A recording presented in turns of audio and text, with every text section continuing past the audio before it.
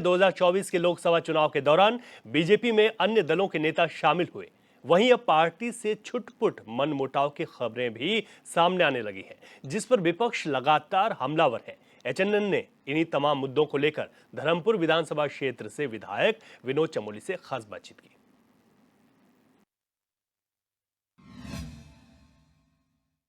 हमारे साथ भारतीय जनता पार्टी के वरिष्ठ विधायक विनोद चमोली जी इस समय हमारे साथ मौजूद हैं। कुछ बातें आपसे करेंगे।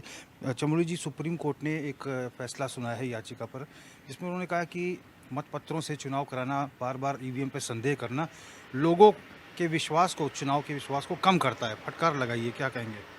देखिए, दो बात हम इतने लंबे समय से कह रहे हैं, आज सुप्रीम कोर्ट ने वही बात दोहराई है। और जो लोग ईवीएम पर सवाल खड़े करते हैं उनको एक करारा जवाब मिला है। देश को आगे बढ़ना चाहिए, हम मतपत्रों से हटकर हम ईवीएम तक आए। अगर बात होनी फिर डिजिटल की बात होनी चाहिए, न कि वापस जाने की बात होनी चाहिए। One should be progressive, forward way में चलना चाहिए, सकारात्मक होना चाहिए। और आज सुप्रीम कोर्ट ने वही बात कही है कि भाई हम पीछे की ओर नहीं जा सकते, हमको आगे की ओर बढ़ना है। तो ये अपने आप में एक बड़ा संदेश। और ये भी समझना चाहिए कि जब 2014 में जब कांग्रेस की यूपीए 2 की सरकार थी, उस समय में इन्हीं ईवीएम में चुनाव हुए थे। और उस समय ईवीएम को जो है ये कांग्रेस डील कर रही थी। उसके बाद भी तमाम चुनाव ऐसे हुए जिनमें कांग्रेस बहुत सारे राज्यों में चुनाव जीती है, बहुत सारे उपचुनाव भी जीती है। तो उस समय भी यही ईवीएम वहाँ पर उपयोग में लाया गया है। तो ईवीएम पे सवाल खड़ा करना कहीं ना कहीं अपनी हार को छुपाने का एक तरीका है। और मैं समझता हूँ कि कांग्रेस के लोगों को भी समझना चाहिए कि देश आगे बढ़ना चाहिए। राजनीति तो होती रहेगी, आज बीजेपी की है, पहले उनकी थी, ये चलता रहेगा, लेकिन देश पीछे के नहीं जाके आगे को जाना चाहिए। आगे बढ़ने का कोई रास्ता तलाश है। दूसरे चरण का मतदान कल हुआ है, सेटिस्फाई है वोटिंग परसेंटेज से? हाँ, ठीक है। मुझे ऐसा लग रहा है कि जो भारतीय जनता पार्टी का वोटर है वो निकल कर आ रहा है, लेकिन जो कांग्रेस का वोटर है वो कहीं ना कहीं निराशा में है। तो वो कम निकल रहा है। जो जैसे हमारे प्रदेश में हुआ, ऐसे ही यूपी में भी मुझे कुछ दिखाई पड़ा। और जहाँ प्रतिस्पर्धाएँ हैं, जहाँ आपस में बराबर का संघर्ष है, वहाँ पर मतदान ज़्यादा हो रहा है। आपने देखा होगा पश्चिम बंगाल में ज़्यादा हुआ और कई जगहों पर ज़्यादा हुआ है। तो वहाँ संघर्ष है आपस में। तो भारतीय जनता पार्टी भी जोर लगा रही है, कांग्रेस भी जोर लगा रही है, अन्य पार्टियां भी जोर लगा रही है। उसके कारण वहाँ पर मतदान प्रतिशत बढ़ रहा है। लेकिन जो भाजपा शासित जो क्षेत्र हैं, जहाँ पर भारतीय जनता पार्टी एक तरफा है, वहाँ पर भारतीय जनता पार्टी का कार्यकर्ता तो निकल रहा है, लेकिन कांग्रेस का कार्यकर्ता कहीं ना कहीं निराशा में, हताशा में बाहर नहीं आ रहा है। उसके कारण मत प्रतिशत वहाँ पर थोड़ा सा कम दिख रहा है। ज़्यादा कम तो नहीं है, 2-3% का फर्क आ रहा है, लेकिन वहाँ पर कम है।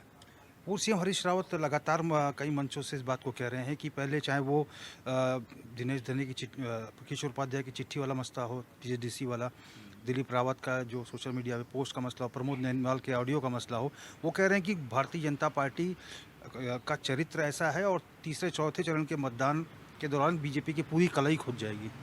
देखिए, हरीश रावत जी उत्तराखंड में सक्रिय है, कांग्रेस का बड़ा चेहरा है। उत्तराखंड का चुनाव हो चुका है, अब यहीं तक उनका प्रभाव हो सकता है। इससे बाहर के प्रभाव को नेता नहीं है आज की तारीख में। वो कुछ भी बोले, उसका अन्य चुनावों पर कोई प्रभाव पड़ने वाला नहीं है। और जहाँ तक हरीश रावत जी का सवाल है, तो मेरा ये कहना है कि अपना परिवार संभाले। अपना तो संभल नहीं रहा है, भारतीय जनता पार्टी को और देख रहे हैं। सभी जगह भारतीय जनता पार्टी का कुनबा बढ़ा है ना, उनका परिप्रेक्ष्य कहने का यही था। हाँ, तो ठीक है ना, तो कुंडवा बढ़ा है तो उनको परेशानी इसलिए कि उन्हीं के कुंडवे से छूट कर आए हैं। उनका कुंडवा सिमटा है, हमारा कुंडवा बड़ा है। तो हमारी प्रॉस्पेरिटी से वो परेशान है। जो पॉलिटिकल प्रॉस्पेरिटी बीजेपी को मिली है इस बीच में, उससे वो परेशान, इसलिए इस तरह की बातें कर रहे हैं। तो बेहतर ये है कि अपने दल पर ध्यान दें, अपने लोगों पर ध्यान दें, ताकि वो टूट कर इधर ना आए।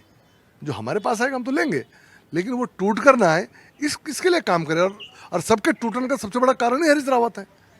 तो ये तो बहुत बड़ी बात है, क्योंकि पूरे दल में जो उनका सबसे बड़ा चेहरा है और वही पूरे दल को समाप्त करने पे लगा, उसके कारण पूरा दल आज समाप्ति की ओर जा रहा है। तो ये तो हरीश रावत जी के लिए सोचने का विषय है। और अपने परिवार के, अपने कुंडवे की चिंता करें। विधायक जी, आप बहुत बेबाक बोल के लिए जाने जाते हैं, स्पष्ट बोलते हैं। जो आर्थिक समीक्षा जो कांग्रेस ने मैनिफेस्टो में कहा है, पीएम मोदी ने भी कई मंचों से इस बात को कहा है, कांग्रेस कह रही है हमारी कोई ऐसी मंशा नहीं है। देखिए, कांग्रेस अब इसलिए बोल रही है कि भाजपा हमलावर हो चुकी है। क्योंकि कांग्रेस ने जो कहा है वो तो कहा है, पूरे दुनिया ने, पूरे देश ने देख लिया है। पूरा देश उसको समझ भी रहा है कि हम आर्थिक सर्वे कराएंगे, सब लोगों का सर्वे होगा। तो ये तो कांग्रेस ने कहा है और पूरे देश ने उसको देखा भी है और समझा भी है, पढ़ा भी है। अब क्योंकि भाजपा हमलावर हुई है, उसके जो आफ्टर इफेक्ट्स हैं, उसके जो बुरा पक्ष है, जो खराब पक्ष है, जिससे आम लोगों को दिक्कतें आने वाली, जब वो पक्ष सामने रखा गया, अब कांग्रेस डिफेंसिव होकर कह रही कि हमारी ये मंशा नहीं थी। लेकिन तीर निकल चुका है। अब वापस बिहार में तो जा नहीं सकता, कांग्रेस को भुगतना तो पड़ेगा ही। अंतिम सवाल विधायक जी, आप लोग की ड्यूटीज़ बाहर अलग अलग राज्यों में लगाई जा रही हैं, क्या आपको बताया गया कि आपको कहाँ भेजा जाएगा? नहीं, अभी तय नहीं हो रहा है, अभी नाम तय हो रहे हैं, उसके बाद क्षेत्र बांटे जाएंगे, तो निश्चित तौर पर जहाँ भी भेजेंगे हम जाएंगे। धन्यवाद विधायक जी। धन्यवाद। तो हमने बात की भारतीय जनता पार्टी के वरिष्ठ विधायक विनोद चमोली जी से। चमोली जी का साफ तौर पर कहना है कि भारतीय जनता पार्टी का विजन स्पष्ट है। भारतीय जनता पार्टी एक क्लियर मैंडेट से चुनाव जीतेगी और कांग्रेस में कहीं ना कहीं छटपटाहट है, घबराहट है। कांग्रेस को अपना कुनबा देखने की आवश्यकता है, ना कि बीजेपी के घर में झांकने की जरूरत है। HNN 24/7 के लिए अपने कैमरा पर्सन हरीश भट्ट के साथ मैं रोहित विक्रम सिंह, देहरादून।